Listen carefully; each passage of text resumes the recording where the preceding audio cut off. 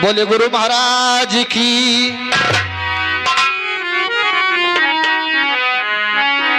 आइए दोस्तों, बहुत प्यारा निर्गुण गीत है, आप लोग गौर से सुने। इसके पहले आप लोग हमारे कलाकार साथी का परिचय ले लें। जो हमारे दाएं साइड पर ये झाल पर विराजमान हैं, रोहित गौतम, ग्राम लोहटा, थाना इटवा, जनपद सिद्धार्थनगर। और हम आपके सामने दिखा रहे हैं बालजी गौतम, ग्राम महादेव, थाना इटवा, जनपद सिद्धार्थनगर। हमारे बाएं साइड में जो हमारे नक्कारा पर विराजमान है, हमारे छोटू मास्टर, ग्राम दुखड़िया, थाना इटवा, जनपद सिद्धार्थनगर। और हमारे नाल पर संगत दे रहे हैं हमारे दाली मास्टर, ग्राम बैरिहवा, थाना कठेला, जनपद सिद्धार्थनगर। आप लोग हम सब कलाकार के साथियों का आप लोग परिचय सुना। अब आइए हमारे मुखारबिन से आप लोग भजन सुने और आनंद उठाएं। लाइक सब्सक्राइब ना भूलें, ज्यादा से ज्यादा शेयर करें।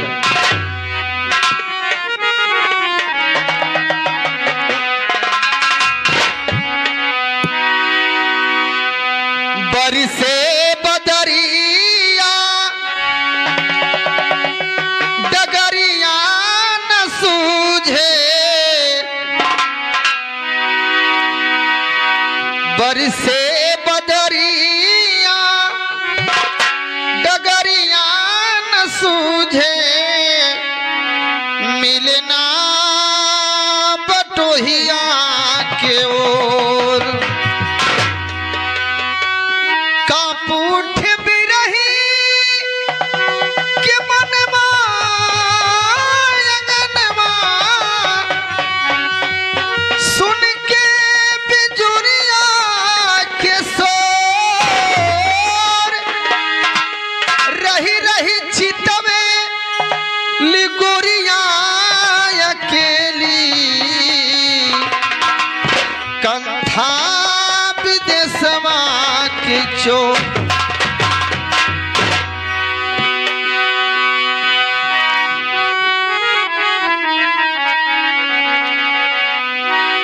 ठाढ़ी दुआरिया में चारी ओर देखली, टपके नयनवा से लोर। आइए दोस्तों, इसी के साथ आप लोग गीत के माध्यम से गौर से सुने। ये तने कहाल मोर करिहाए बदरा, ये तने कहाल मोर करिहाए बदरा, ये तने कहाल मोर करिहा।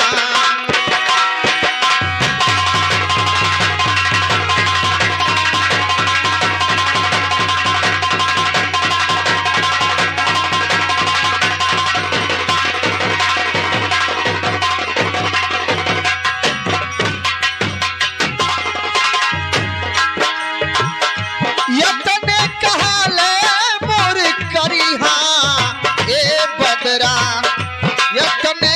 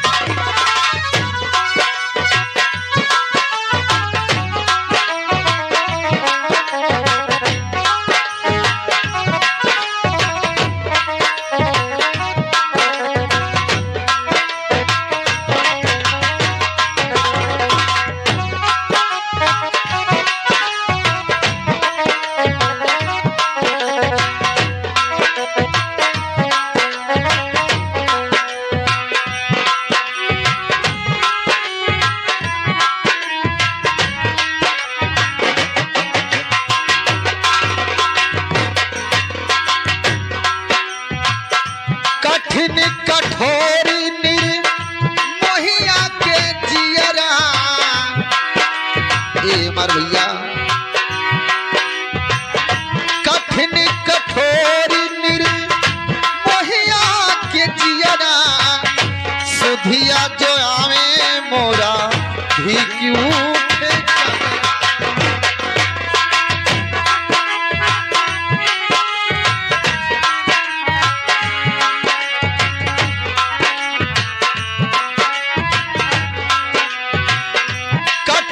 कठोर निर्मोहिया के जियरा सुधिया जो आवे मोरा भीगी उठे गजरा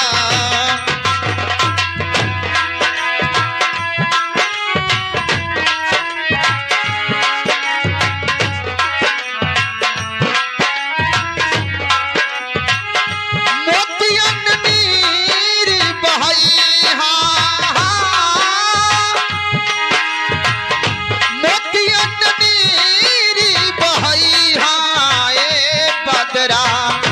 यतन कहाले मोर करिहा यतन कहाले मोर करिहा ए बदरा यतन कहाले मोर करिहा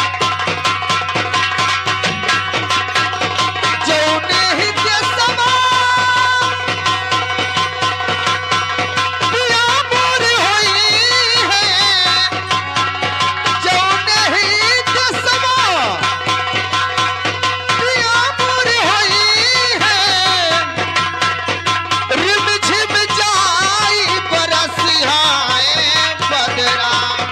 यतन कहाले मोर करिहा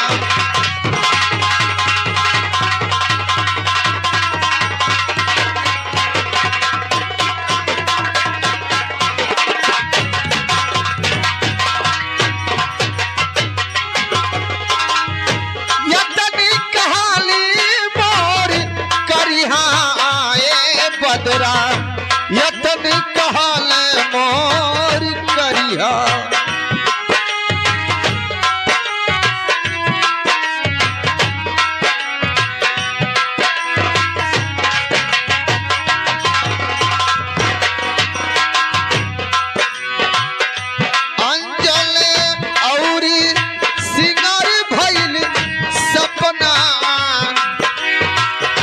सरखी उठेला मोरा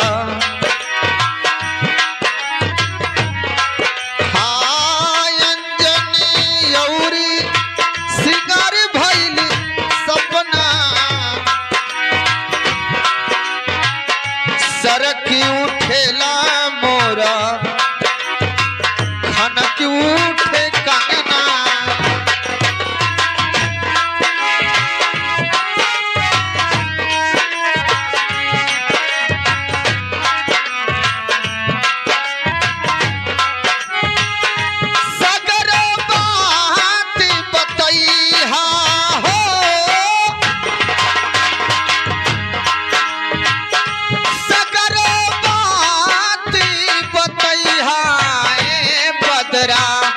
यतन कहाले मोर करिहा यतन कहाले मोर करिहा ए बदरा यतन कहाले मोर